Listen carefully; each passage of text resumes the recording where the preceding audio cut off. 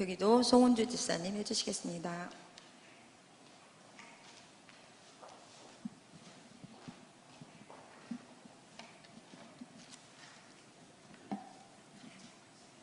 할렐루야.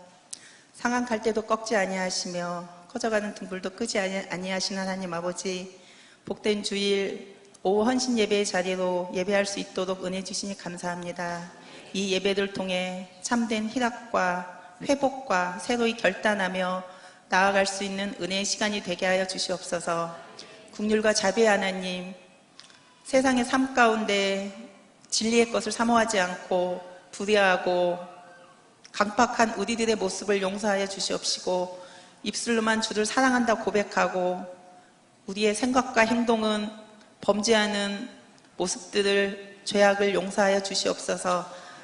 원하건대 우리들의 삶이 말씀과 기도의 삶을 살게 하시고, 날마다 하나님과 교제하며 주님의 음성을 듣게 하시고, 말씀을 배움으로 하나님을 아는 지식이 자라나서 말씀 앞에 순종하여 진정한 예배자의 삶을 살게 하여 주시옵소서. 하나님, 우리들의 믿음이 고난 중에도 감사할 줄 알며, 기도할 수 없는 상황 가운데서도 기도하며, 기뻐할 수 없는 상황 속에서도 기뻐하는 믿음을 허락하여 주시옵소서. 특별히 이 시간 오여선교회 헌신 예배도 드립니다. 세상의 삶 가운데서 믿음의 본이 되는 자녀의 삶을 살 수 있도록 하나님 인도하여 주시옵시고, 현명한 아내, 지혜로운 어머니로 가정과 자녀를 기도와 지혜로 믿음의 명문의 가정으로 이끌어 갈 수 있는 오여선교 회원들이 될 수 있도록 축복하여 주시옵소서. 또한 주신 청지기의 사명을 기쁨으로 감당하며 교회에 봉사하며 헌신하는 삶을 살게 하여 주시옵소서. 이 시간 저희가 귀한 말씀을 듣습니다. 말씀을 증거하시는 목사님 늘 강건케 하여 주시옵시고, 저희가 마음과 귀를 열어 증거하실 말씀에 은혜 받고 그 말씀을 저희의 마음밭에 심어 뿌리 내려서 증거하며 살아갈 수 있는 삶이 될 수 있도록, 은혜의 시간이 될 수 있도록 함께 하여 주시옵소서. 이 시간 신령과 진정으로 드리는 온전한 예배가 되길 원하며 사랑이 많으신 예수님의 이름으로 기도하였습니다.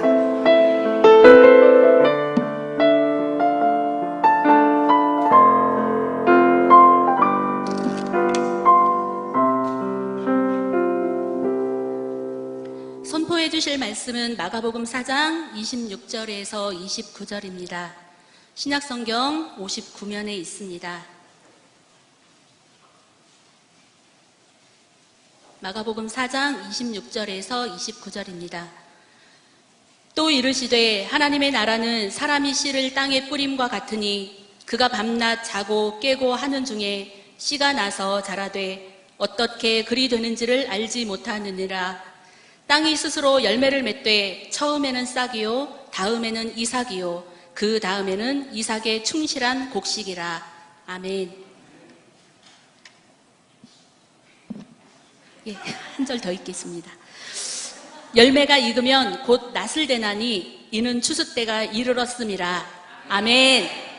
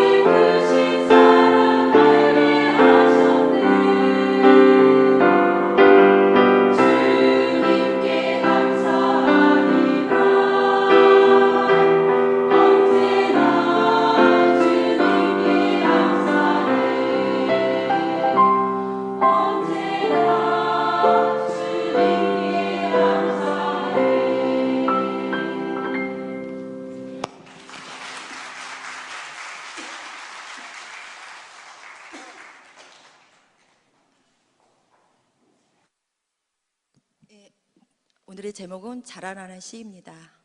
좀 말씀이 기대가 되는데요.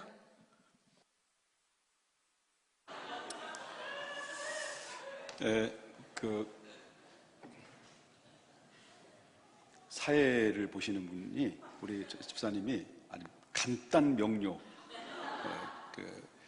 좀 은혜롭습니다. 우리 강사 목사님에 대해서 잠깐 소개를 드리려고 합니다.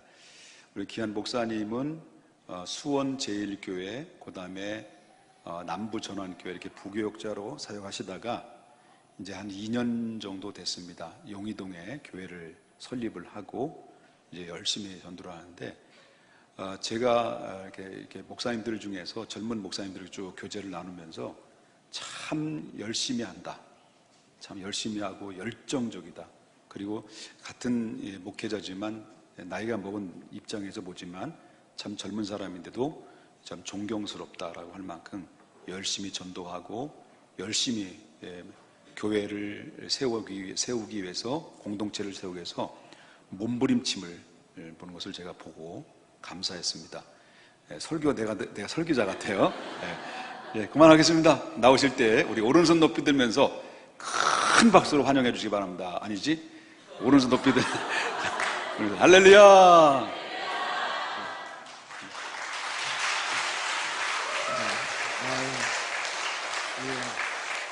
굉장히 부끄럽습니다. 얼굴 뜨거운 소리를 이렇게 하고 가셔서, 제가 사실은 이렇게 교회를 나올 수 있는, 오후 예배 나올 수 있는 상황이 아니에요. 저희 교회 뭐 이렇게 큰 교회가 아니고 개척 교회이기 때문에 제가 없으면 서너 명이 모여서 성경 공부해야 되는 그런 상황이라 사실은 이 오후 예배에 나오기 쉽지 않습니다. 그런데 제가 평소에 김옥보 목사님 되게 좋아하거든요. 네, 오늘 이후로는 좋아하는 걸 넘어서 존경하기로 했습니다. 개인적으로 뵐 때는 옥형님이라고 제가 부르는데, 오늘 너무 감사한 게 사실 한국 교회에 깨어있는 목회자가 많지 않거든요. 자기 교회, 또 내 것, 이것만을 추구하고 따지는 목회자들이 참 많고, 또 그런 교회가 많은 그런 상황 가운데 어렵고 힘든 교회를 방문하고 또 함께 예배 드려주고 하는 그런 모습을 보면서, 역시 중앙교회라는 이름을 붙여도 아깝지 않은 교회가 평택중앙교회인 줄로 믿습니다. 제가 사실 제일교회, 중앙교회 별로 안 좋아해요.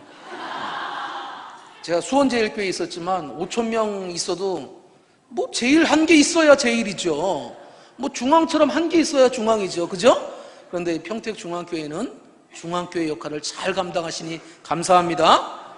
김옥보 목사님 맨날 드시는 물도 한 잔 제가 먹고 시작하도록 하겠습니다. 기도하겠습니다. 하나님, 이 시간 저희들과 함께하여 주시기 원합니다. 성령 하나님께서 인도하여 주시어서 저희들의 참된 신앙의 은혜, 또 기쁨의 은혜를 맛보는 시간 되게 하시고, 하나님의 사랑 가운데 서로 깊은 교제, 영적인 교제를 나눌 수 있는 믿음의 시간 되게 하여 주옵소서. 성령 하나님, 이 시간 저희들과 함께 하심을 찬양하옵고 믿사오며 예수님의 이름으로 기도하옵나이다. 아멘. 신데렐라라는 책 읽어보셨습니까? 장하시는 고양이라는 책 읽어보셨습니까? 프랑스 작가가 쓴 책인데 누가 지은지 아십니까? 중앙교회는 성경만 열심히 읽으시기 때문에 모르실 것 같았습니다. 샤롤 페로라는 사람이 지은 동화책입니다. 이 사람이 지은 동화책 가운데 이런 동화책도 있어요. 두 딸이 엄마랑 같이 살고 있었다고 합니다. 한 딸은 성품이 곱고 아름다운 딸이었고요, 착한 딸이었어요. 또 다른 딸은 좀 거칠고 이기적이고 배타적인 그런 성품을 지니고 있었습니다. 그런데 엄마는 누구를 좋아할까요? 나쁜 딸을 좋아하는 겁니다. 동화책 안 읽어보셨어요? 나쁜 딸을 더 좋아하는 거예요. 그래서 착한 딸은 어때요? 늘 굳은 일만 하는 겁니다. 엄마 심부름만 하는 거예요. 그러면서도 구박당하면서 살아가는 거지요. 하루는 착한 딸이 엄마 심부름으로 물을 길러 마을 우물가에 가게 되었습니다. 거기서 좀 옷을 잘 입지 못했던 그 누추한 한 여인을 만나게 되었어요. 그런데 이 여인이 힘들게 이 착한 딸에게 이야기하는 겁니다. 물을 길렀는데 나에게도 물을 좀 나눠줄 수 있겠느냐. 이 착한 딸은 친절하게도 이 한 컵의 물을 따라 주었습니다. 불쌍해 보이는 이 여인이 고맙다고 하면서 이 착한 딸에게 한 가지의 선물을 주었어요. 사실 이 이 누추한 이 불쌍한 여인은 천사였습니다. 이 천사가 말하는 거예요. 내가 이제 말을 할 때마다 너의 입에서 아름다운 꽃이 튀어나오게 될 것이고 아름다운 보석이 나올 것이다. 착한 딸이 집으로 돌아갔을 때 엄마가 왜 이렇게 늦었냐고 야단을 칩니다. 딸은 엄마에게 잘못했다라고 이야기하기 시작하는데, 아니 딸이 이야기할 때마다 어때요? 입에서 장미꽃 2송이, 진주 2개, 다이아몬드 2개. 좋아하시죠? 반짝거리는 거 좋아하시잖아요? 예, 이게 튀어나오기 시작하는 겁니다. 엄마가 깜짝 놀랐어요. 딸에게 왜 이런 일이 생겼는가? 이 자초지경을 듣고 엄마가 자기가 좋아하는 딸, 못된 딸, 나쁜 딸, 우리가 보기에는 나쁜 딸을 불러서 똑같은 선물을 받게 하려고 우물가에 보냈습니다. 그런데 이 나쁜 딸은 그런 일을 해본 적이 없는 거예요. 그래서 엄마가 시켰으니까 투덜거리면서 가게 됩니다. 그런데 한 우아한 여인이 나타나서 이 딸에게 물을 좀 달라라고 이야기하는 거예요. 이 딸이 한 이야기가, 당신은 손이 없습니까? 발이 없습니까? 아, 이거 달라고 하는데 에이 드세요, 이렇게 줬어요. 그러니까 이 우아한 여인이 내가 너에게도 선물을 하나 주겠다라고 선물을 주었습니다. 그런데 이 나쁜 딸이 받은 선물이 무엇인가 하면, 말을 할 때마다 입에서 뱀이 튀어나오고 두꺼비가 튀어나오는 거예요. 이 내용을, 동화의 내용을 우리가 읽어보거나 들어보신 분들도 분명히 여기는 계실 줄 믿습니다. 성경만 읽으시지는 않겠죠. 그런데 우리가 이런 이야기를 들을 때마다 우리는 이 이야기의 주인공이 나와 같다라는 생각을 하면서 이런 이야기를 듣게 되지요.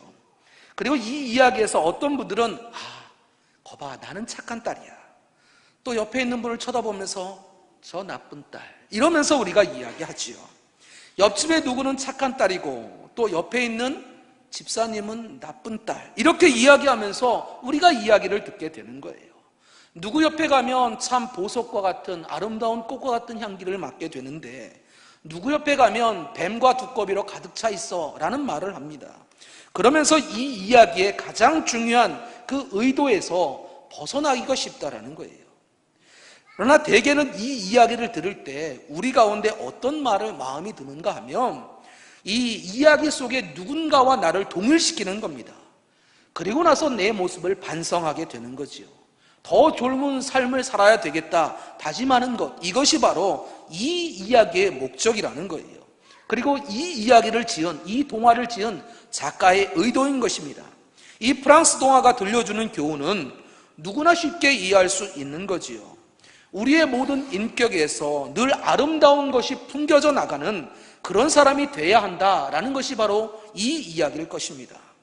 어떤 환경에서도 아름다운 것이 나오는 사람, 착한 딸은 늦게 온 것을 사과하는데 사과하는 말 가운데에도 장미와 보석이 튀어나왔다라는 거예요.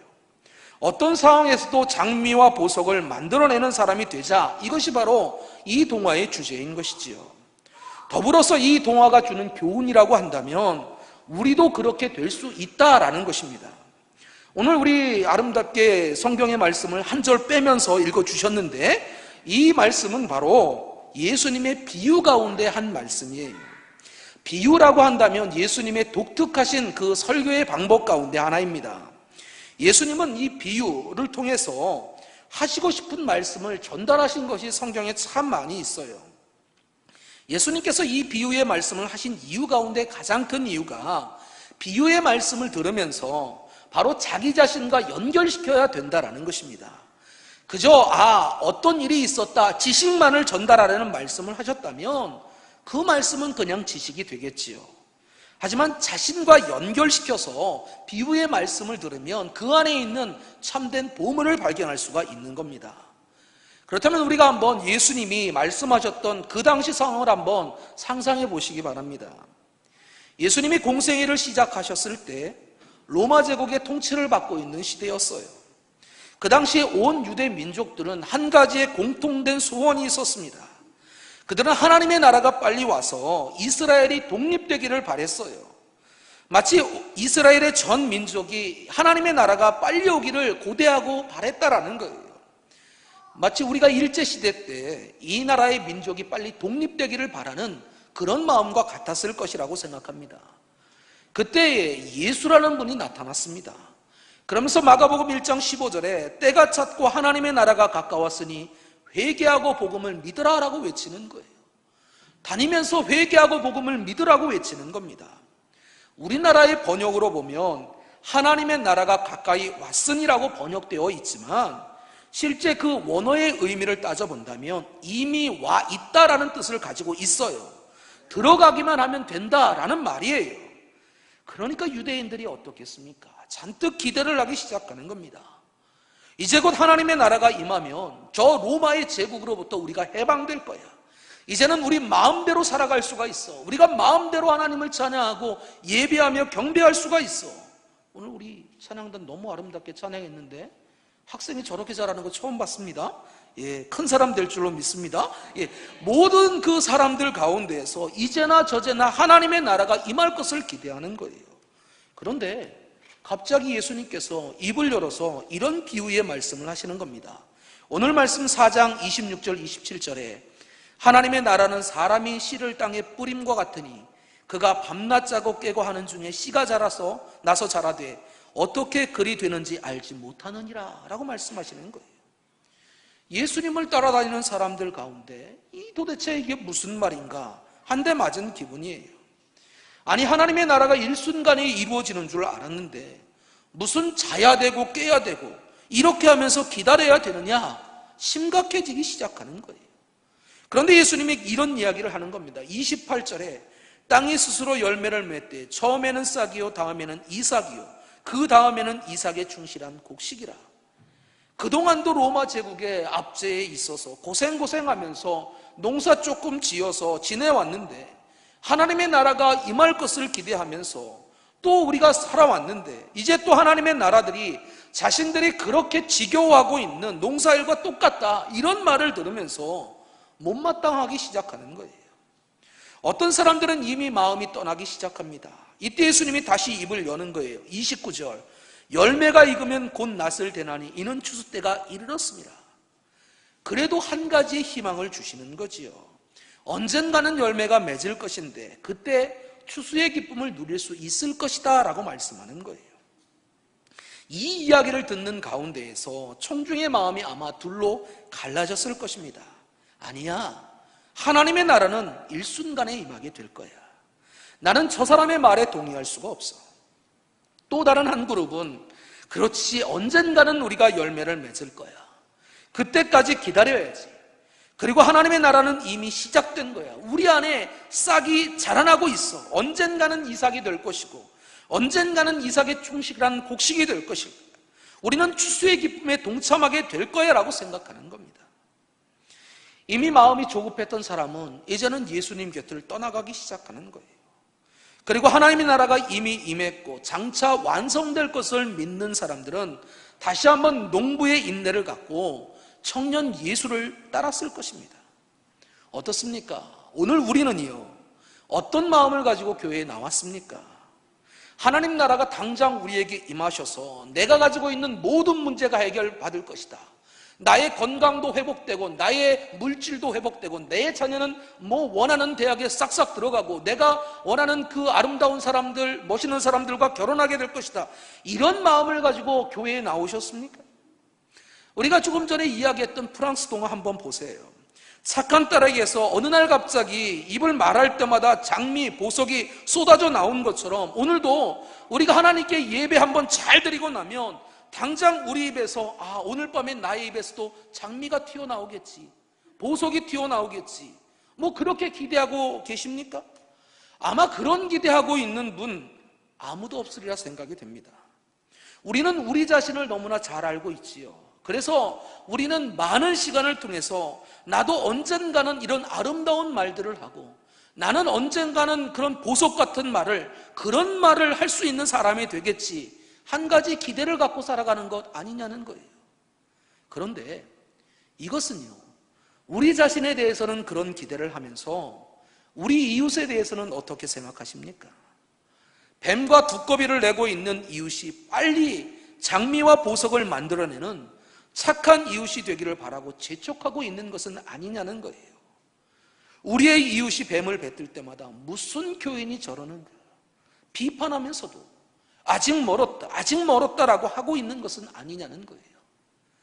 교회에 가장 많이 문제가 생겨나는 곳이 어딘지 아십니까? 주방이에요. 예, 왜 주방입니까? 왜 이렇게 주방에서는 싸움들이 일어나는지 모르겠습니다. 총각김치 먹으면 어떻고 배추김치 먹으면 어떻습니까? 아니 그 콩나물을 먹으면 어떻고 시금치 먹으면 어떻습니까?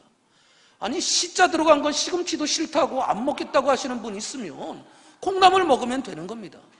그런데 이것 때문에 어때요? 저 사람은 신앙이 부족해서 그래 라고 하면서 여성교회에서 제일 많이 싸우는 것이 바로 부엌 아니겠습니까? 예, 그래서 저희는 저희 집사람이 합니다. 예, 그렇습니다. 우리는요, 우리 자신에게 시간을 주어야 되는 거예요. 우리 안에 뿌려져 있는 하나님의 나라는요, 이 씨앗이 자라고 깨고 하는 중에 자라나는 거예요. 그래서 이삭이 되고 충실한 곡식이 될 때까지 시간을 주셔야만 되는 겁니다. 마찬가지요, 우리의 이웃들에게도 시간을 주셔야 돼요. 새가족들에게도 시간을 줘야 되고 우리 중고등부 학생들에게도 시간을 주어야만 되는 겁니다. 저기서 목사님이 나올지 어떻게 합니까? 저기서 우리나라를 이끌 대통령이 나올지 어떻게 합니까? 제가 찬양 부르는 거 보니까 복음성가 가수들보다 훨씬 잘해요. 얼마나 아름다운지 모릅니다. 요즘 아이들 찬송가 부르지도 않는데 찬송가 다시 한번 불러야 됩니다. 1절 다시 하시기 바랍니다 하면서 부르는 모습이, 이야, 저렇게 용감하게 어른들 앞에서 얼마나 아름답습니까? 언젠가는 자라나는 거예요. 언젠가는 자라나는 겁니다. 예수 믿는 우리에게는요, 하나님 나라의 씨앗이 뿌려져 있는 거예요. 우리에게 하나님 나라의 씨앗이 뿌려져 있는데, 그렇다면 우리가 열매 맺기까지 어떻게 지내야 되느냐라는 거예요. 제럴드 메이라고 하는 정신학자가 쓴 책에서 자녀에 대해서 재밌는 표현을 한 글을 읽어본 적이 있습니다. 할머니는 아이들이 자라나는 것을 보길 원한다고 합니다. 그런데 교육 방법에 매여 있는 부모는 자녀들이 만들어지는 것을 보길 원한다라는 거예요. 이 이야기를 들으면서 사실 제가 많이 반성을 했습니다. 자라남과 만들어짐에는 차이가 있다라는 거예요. 자라남이 무엇입니까? 우리 안에 있는 씨앗이 자라나는 거예요. 이것은 어때요? 시간이 필요한 거지요. 씨앗의 소중함을 아는 통찰력도 우리 가운데 필요한 거예요. 그런데 만들어지면 어때요? 씨앗이 필요하지 않아요. 그 안에 있는 소중한 씨앗이 중요한 것이 아닙니다. 자기 마음대로 이것저것을 갖다 붙여서 자녀를 만들어가는 것, 이것이 바로 만들어짐이라는 거예요. 우리 안에 어때요? 우리의 이웃 안에 뿌려진 그 씨앗의 소중함을 보는 것, 이것이 바로 하나님 나라의 시작이라는 말씀이에요. 그리고 그 시간 씨앗이 자라나는 것을 보면서 기뻐하는 것이 바로 하나님 나라의 삶에 동참하는 것이다라는 말씀입니다. 사실 하나님의 나라는 결과만 그 중요한 것이 아니에요. 하나님의 나라는 먼저 과정 가운데서 임하는 겁니다. 그러므로 우리는 먼저 우리 안에, 우리의 이웃 안에 뿌려진 씨앗의 고귀함, 그리고 무궁무진한 그 가능성을 겸손히 인정할 줄 아는 사람이 되어야만 되는 거예요. 하나님 나라는 우리가 만들어가는 것 아닙니다. 우리 안에 있는 씨앗이 자라나는 거예요. 씨가 자라날 때 필요한 것이 3가지가 있다고 하지요. 공기와 물, 그리고 따뜻한 온도, 이 3가지가 필요하다고 합니다. 특별히 사람이 살아가는 가운데에서 따뜻한 온도를 씨앗을 소중히 여기는 마음이라고 생각하면 될 것 같아요. 우리 안에 있는 씨앗, 우리 이웃 안에 있는 씨앗, 그리고 우리 여전도 여선교회 안에 있는 씨앗, 이것을 소중히 여기는 마음, 그것이 따뜻한 온도가 되어서 우리 안에, 이웃 안에 씨앗으로 나 하여금 싹이 나게 만들어 준다라는 것입니다. 우리 모두에게는요, 하나님께서 우리에게 뿌려주신 아름다운 씨앗이 있는 거예요. 이 씨앗의 소중함을 느낄 때 씨앗이 자라나는 것입니다. 그러므로 우리는 우리 자신에게 시간을 좀 주시기 바랍니다. 우리의 이웃에게, 우리의 새가족에게, 우리의 자녀들에게 시간을 주시기 바랍니다. 씨앗은 자라날 거예요. 그런데 우리가 여기서 꼭 기억해야 되는 것이 우리 안에는 사단이 뿌린 가라지도 있다라는 거예요. 우리가 씨앗이, 하나님의 씨앗이 자라는 것을 기다리는 것보다 우리 스스로 바쁘게 만들어 가려고 한다면 어느새 가라지가 자라납니다. 우리가 우리의 이웃에게 있는 하나님의 씨앗이 자랄 수 있는 그 여건을 만들어주지 않고 당신은 이렇게 돼야 돼, 이것이 신앙의 모범이야, 이렇게만 살아야 돼 라고 한다면 오히려 가라지가 자라는 경우가 얼마나 많이 있습니까? 대표적인 사람이 신은 죽었다라고 이야기했던 니체 같은 사람도 주일학교 다녔던 사람이에요. 유대인을 600만 명이나 죽였던 히틀러도 주일학교 학생이었습니다. 그 소련 만들었던 스탈린 같은 사람도 주일학교 학생이었다라는 거예요. 주일학교 선생님들이 강압적으로 이렇게 되어야 한다라고 만들 때 그 사람들은 어때요? 하나님의 씨앗이 자라나는 것이 아니라 가라지가 자고 말았다라는 거예요.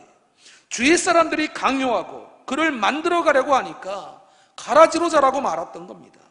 사랑이 없는 정죄가 얼마나 무서운 것인가를 우리에게 이야기해 주고 있는 거예요. 마찬가지지요. 우리에게 우리의 이웃이 씨앗이 자라나는 따뜻한 환경을 제공하지 않고 사랑이 없는 훈계만 하려고 한다면, 그 잘못만 판단하려고 한다면 오히려 가라지만 자라게 된다는 겁니다. 그래서 우리는 이웃을 권면하기 전에 먼저 우리 자신을 살펴봐야 되는 거예요. 나는 하나님 안에서 아름답고 고귀한 하나님의 씨앗을 보고 있는가? 그리고 우리 이웃에게 있는 복음이 뿌려진 그 안에 따뜻한 씨앗이 자라나고 있는 것을 보고 있는가? 우리가 아브라함 링컨이라는 사람 너무나 잘 알지요. 아브라함 링컨이요, 대통령 취임식을 하는 그 날이었습니다. 링컨은 최고 디자이너가 만든 그 턱시도 옷을 입었고요, 멋진 모자를 쓰고 취임식에 참석을 했습니다. 멋진 턱시도였지만 링컨은 턱시도 체질이 아니었어요. 그래서 그 옷을 입기가 좀 불편했습니다. 한 손에는 지팡이를 쥐고 있었고요, 단상에 올라가서 모자를 벗었는데 한 손에 지팡이를 쥐고 있었기 때문에 모자를 어딘가에 놓아야 하는데 놓을 데가 없는 거예요. 이것저것을 둘러보면서 찾아보는데 마땅한 곳이 없습니다. 링컨이 멈칫멈칫하고 있는데 이것을 알아차린 한 사람이 올라가서 모자를 받아 주었어요. 그리고 링컨의 모자를 자신의 무릎 위에 놓고 링컨의 연설을 들었습니다. 링컨은 이 사람에 대해서 이렇게 소개했습니다. 이 사람과 나는 이 세상에서 가장 가까운 친구입니다. 이 사람이 바로 링컨의 오른팔이 되어서 노예 해방 운동에 앞장섰던 사람이었습니다. 링컨이 두 번째 대통령이 취임하기 전에 링컨을 도와서 노예 해방 운동에 앞장서서 일하다가 너무 열심히 일하는 바람에 과로하게 되었고 이로 인해서 세상을 떠나게 된 사람이었어요. 이 두 사람은요, 세상에서 가장 아름다운 가까운 친구가 되어서 역사의 길이 남을 일을 했습니다. 이분의 이름이 바로 스테판 더글라스라는 사람이었습니다. 그런데 이들의 처음의 만남이 그렇게 순탄하지 않았다라는 거예요. 스테판 더글라스라는 사람은 사실 링컨의 정적이었습니다. 링컨이 그렇게 아름답게 생기지 못했던 것 같아요. 고릴라처럼 생겼다고 얼마나 많이 스테판 더글라스가 이야기했는지 몰라요. 고릴라가 우리나라를 통치한다면 우리나라는 원시시대로 돌아가게 될 것이다, 이런 말을 하고 다녔거든요. 그런데 링컨이 대통령이 되고 나서 가장 먼저 이 더글라스에게 찾아갔습니다. 그러면서 이야기하지요. 당신만큼 나를 견제해주고 당신만큼 나를 제대로 알고 있는 사람이 없으니 당신이 나와 함께 일하기를 원합니다. 당신이 능력자인 걸 제가 압니다. 스테반은 이 자기를 용서하던 링컨의 그 성품에 굴복하는 거예요. 그리고 링컨의 오른팔이 되는 겁니다. 링컨과 스테반은 그 이후에 아름다운 관계를 맺어가고요, 함께 훌륭한 인물로 서로 만들어져 가고 있는 거예요. 이 아름다운 관계가 인류 역사를 뒤바꾸는 역사가 일어나게 되었다는 겁니다. 뱀이 나오고 두꺼비가 나오고 서로 미워하고 정적의 이야기를 하던 스테반 더글라스의 입에서 장미가 나오고 보석이 나오기 시작했다는 거예요. 스테반을 용서한 아브라함 링컨의 입에서는 더욱 빛나는 진주가 튀어나오기 시작하는 겁니다. 사랑하는 여러분, 우리 안에 얼마나 많은 사랑으로 가득 차 있습니까? 교회를 욕하는 사람들의 대부분의 모습을 보면 우리 안에 있는 사랑의 모습을 발견하는 것이 아니라 우리 안에 있는 다른 사람을 정죄하는 그 마음을 발견하는 거예요. 하지만 기억하시기 바랍니다. 기독교는요, 사랑의 종교인 거예요. 예수님이 우리를 사랑하셨기 때문에 이 땅에 오셨고, 사랑하셨기 때문에 십자가를 지셨고, 사랑하셨기 때문에 부활하신 거예요. 그런데 우리 어때요? 사랑의 마음이 아닌 정죄의 모습으로 서로를 바라보고 있는 것은 아니냐는 것입니다. 따뜻한 온상에서 갈아지는 말라가는 거예요. 하지만 하나님의 씨앗은 자고 깨고 하는 중에 싹이 나는 겁니다. 이 싹이 나오고 충실한 곡식을 맺게 되는 거예요. 그리고 드디어 추수할 때가 이르게 되는 겁니다. 우리 안에, 우리의 이웃 안에 하나님의 씨앗이 뿌려져 있게 되는 거예요. 이제 사랑으로 예수님의 사랑을 증거하는 삶을 살길 소원합니다. 서로 따뜻한 온상이 되어주시길 소원합니다. 특별히 오늘 헌신을 다짐하는 오요 선교회가 그 일들을 감당해 주시기 원합니다. 오늘 저는 사실 그래요. 오늘 저희 교회에 제일 적게 우리 성도들이 왔어요. 저희들이 평소 한 12명에서 15분이 예배를 드리는데 오늘은 7분밖에 나오지 못했습니다. 아니 오신 분들이 10분 방문해 주셨는데 저희 성도들보다 더 많이 오신 거예요. 그런데 제 마음에 참 위로를 받습니다. 어떤 위로를 받느냐면 이게 하나님의 사랑이구나. 사랑하니까 연약한 교회를 돌볼 수 있는 것이고, 사랑하니까 서로를 사랑하는 마음 가운데 섬기고자 하는 마음이 있구나. 저는 사실 저번 주에 목사님 전화를 받고 나서 한두 분 오시겠구나 라는 생각을 했습니다. 그런데 어제 전화를 하셨어요. 제가 깜짝 놀랐습니다. 그러더니 화분을 2개를 갖고 오셨어요. 무슨 한 번 방문해도 시원치 않은데 오셔가지고 화분까지 갖다 주시고, 또 오늘도 보니까 헌금도 많이 해주시고 이렇게 힘을 주시고 또 찬양도 아름답게. 근데 아까 10분이셨는데 한 분이 어디 갔는지 모르겠습니다. 제가 아까 그랬거든요. 2분만 놓고 가셨으면 좋겠습니다. 네, 한 분이 은혜교회에 계신 거죠? 예, 그럴 줄도 모르겠습니다. 어찌되었든 우리 안에 사랑의 씨앗이 나눌 수 있는 성도가 되어야 됩니다. 목사님 오늘 제가 잠깐 교제하는 가운데 그런 말씀하셨어요. 저희 교회가 이만큼 성장한 것도 하나님께 빚진 것이고 이 빚을 나누는 그런 교회가 되길 원합니다. 제가 너무너무 감동했습니다. 저는 오늘부터 이 평택중앙교회를 사랑할 것이고요. 또 목사님 존경할 거고요. 제가 매일 기도 잊지 않고 하겠습니다. 사랑을 나누는 기독교인의 마음, 이것이 기독교를 변화시키는 것이고 이 세상을 변화시키리라 믿습니다. 이 사랑의 열매를 맺고 사랑의 모습으로 아름다운 교회와 아름다운 선교회와 또 아름다운 하나님의 나라를 세워가는 우리 모두가 되시기를 주님의 이름으로 부탁합니다.